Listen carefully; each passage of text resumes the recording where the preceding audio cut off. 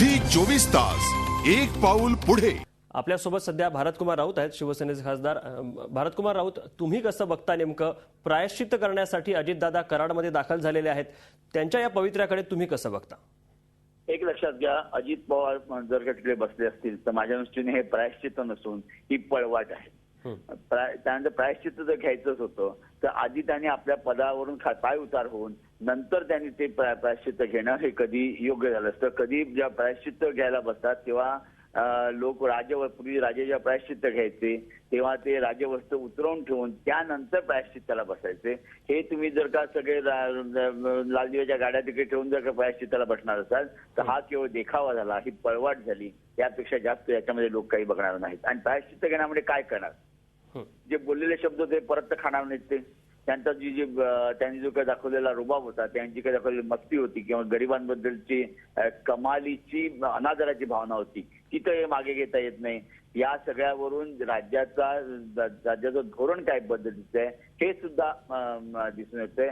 प्रायश्चित्त घेणार याचा अर्थ जे पाटबंधारे योजना ज्या पुऱ्या झाल्या नाही, ज्यामुळे महाराष्ट्रात दुष्काळाच्या खाईत गेला, ते तर परत येणार नाहीये। मग प्रायश्चित्त म्हणजे काय करणार आहे? भारतकुमार राऊत, मला आणखी एक प्रश्न तुम्हाला असं विचारायचा की 3दा माफी मागितली अजित पवारांनी यापूर्वी आणि आता ते प्रायश्चित्त करण्यासाठी कराडमध्ये दाखल झालेले आहेत। विरोधकांचं समाधान अजूनही होत नाहीये। आता अजितदादांच्या पवित्र्यानंतर तरी विरोधक माघार घेतील का आणि त्यांना माफ करतील का अजितदादांना? एक लक्षात घ्या, तुम्ही मगापासून अजित दादा असं म्हणताय। मी यांना दादा म्हणायला तयार नाही। ठीक आहे, लोक त्यांना दादा म्हणत होते, पण माझ्या दृष्टीने मी माझ्या वडिलांना दादा म्हणत असते, प्रौधान ठाकरेंना लोक दादा म्हणत असत। दादा म्हणजे वडील भाऊ, दादा म्हणजे वडिलकीच्या नात्याने आलेला हा शब्द आहे। आणि वडिलकीच्या नात्याने जेव्हा आपण एखाद्याला दादा म्हणतो तेव्हा त्यांनी आपलं रक्षण करावं, संकटामध्ये आपल्याला हात द्यावा, आपल्याला मार्गदर्शन करावं अशी अपेक्षा असते। जो माणूस संकटाच्या काळामध्ये शेतकऱ्यांवर इतक्या वाईट रीतीने बोलतो त्याला दादा म्हणण्याचं काही कारण नाही असं मला पहिल्यांदा वाटतं। दुसरी गोष्ट, जी विरोधी पक्षांनी जे काही ठरवलेलं आहे, विशेषतः शिवसेनेने जे ठरवलंय की यांचा राजीनामा घ्यायचाच, तो घेतलाच पाहिजे, याचं कारण केवळ पोकळ माफी मागून उपयोग नाही। यापूर्वी त्यांनी 2 वेळा शरद पवारांनी माफी मागितली त्यांच्या वतीने लोकांची, पण त्याच्यामुळे या माणसामध्ये काही उपयोग परिणाम झाला का?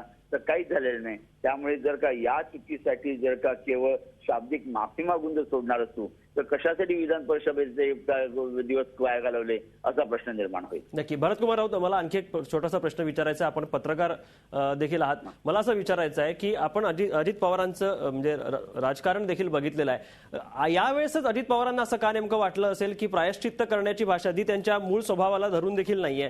का वाटतं तुम्हाला? राजकीय संदर्भ कसा बघता तुम्ही यामागे नेमकं? परत मी तुम्हाला सांगतो की हे प्रायश्चित्त नसून ही पळवाट आहे।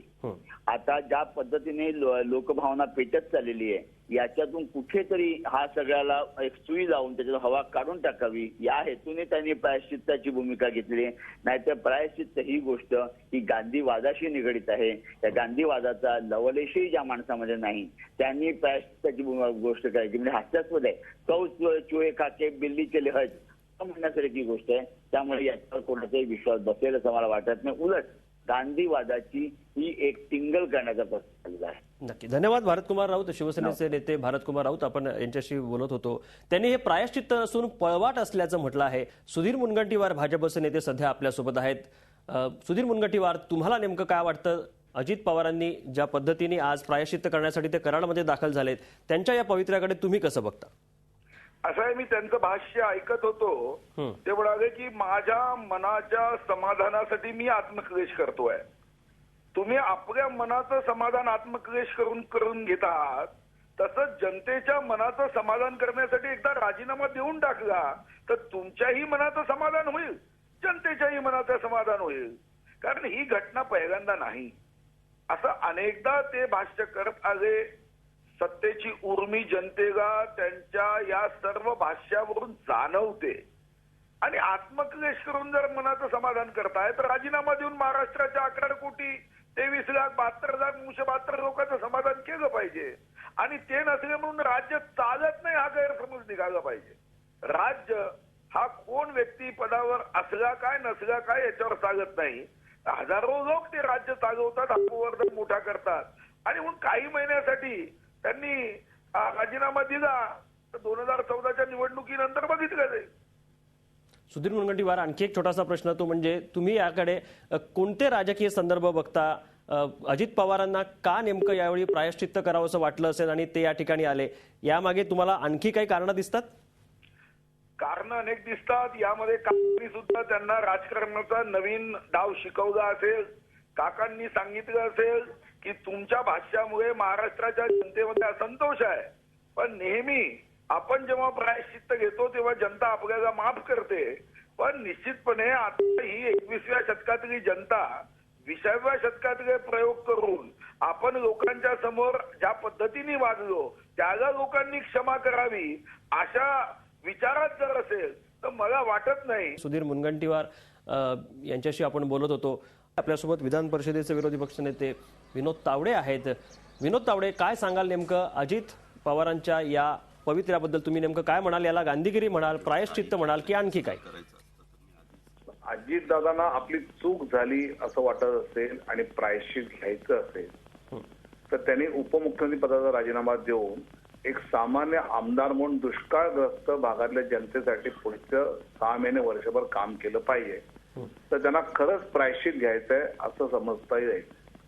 अन्यथा राजकारणाची विश्वासार्हता एवढी कमी आहे आणि अजितदादांची त्यांच्या वक्तव्यामध्ये फार संपलीच आहे, हे लोकांना नाटकच वाटेल. त्यामुळे प्रामाणिकपणे त्यांना प्रायश्चित घ्यायचं असेल तर दुष्काळी भागातल्या जनतेसाठी काम करणं हेच प्रायश्चित ठरेल. विनोद तावडे, आणखी एक मुद्दा, तो म्हणजे तीन वेळा यापूर्वी अजितदादांनी माफी मागितली, आता ते प्रायश्चित्त करण्यासाठी बसलेत, ते जसं म्हणतायत. सर्वसामान्यांच्या प्रतिक्रिया देखील आम्ही घेतल्या. त्यांचं असं म्हणणं आहे की राज्यात इतके महत्वाचे प्रश्न आहे, विरोधकांनी आता तरी या प्रश्नावर हा मुद्दा इथे थांबवावा आणि इतर मुद्द्यांकडे वळावं. तुम्हाला काय वाटतं? अर्थात सामान्य माणसाच्या मनात जी भावना आहे तीच सगळ्या विरोधी पक्षाच्या नेत्या गटनेत्यांच्या बैठकीत आली होती. त्यामुळे विधिमंडळामध्ये आता विविध मागण्यांवर सरकारला अडचण आणायचं आणि अजितदादांच्या राजीनाम्यासाठी रस्त्यावर आंदोलन करायचं अशी आता आम्ही स्ट्रॅटेजी ठरवलेली आहे. धन्यवाद. विनोद तावडे, भाजपचे नेते, त्यांच्याशी आपण बोलत होतो. सामाजिक कार्यकर्ते कुमार सप्तर्षी यांनी नेमकी यावर काय प्रतिक्रिया दिली ते आपण पाहूया. मी पहिल्यांदा त्यांनी ही जी चाल केली किंवा हे जे निर्णय घेतला त्याच्याबद्दल मी त्यांचं एका अर्थानं कौतुक करतो, स्वागत करतो. प्रश्न असा आहे की अशा याच्यामध्ये चिंतन खूप करावं लागतं. तर विपश्यना शब्द ना विशेष पश्यंती, स्वतःकडे विशेष करून पाहावं लागतं. हे जर त्यांनी केलं तर ते बरोबरच आहे. पण ते जे त्यांचं म्हणणं आहे की चुकून शब्द जातात, तर शब्द कधीही चुकून जात नसतात. शब्द डोक्यात आधी असतात आणि तुमची चुकीची जर भूमिका असेल, चुकीची धारणा असेल तर ते तसे शब्द जातात. तर ते अंतर्बाह्य बदलणार असतील तर स्वागतार्ह गोष्ट आहे. पण ते कसं कळेल की जे तुमचं चिंतन आहे ते तुमच्या नुसतं वाणीत उतरत नसतं, ते तुमच्या निर्णय प्रक्रियेमध्ये सुद्धा असतं. तर ते आता यशवंतरावांचा आदर्श घ्यायचा, त्यांचं चिंतन करायचं. म्हणजे मूलतः काय की यशवंतरावांनी राजकारणातून कधीही प्रॉपर्टी केली नाही. तर ते चिंतन करावं लागेल की यशवंतरावांप्रमाणे जर आहे, यशवंतराव वारले तेव्हा त्यांचं ते घर आणि 15,000 बँकेत होते. झी 24 तास, एक पाऊल पुढे.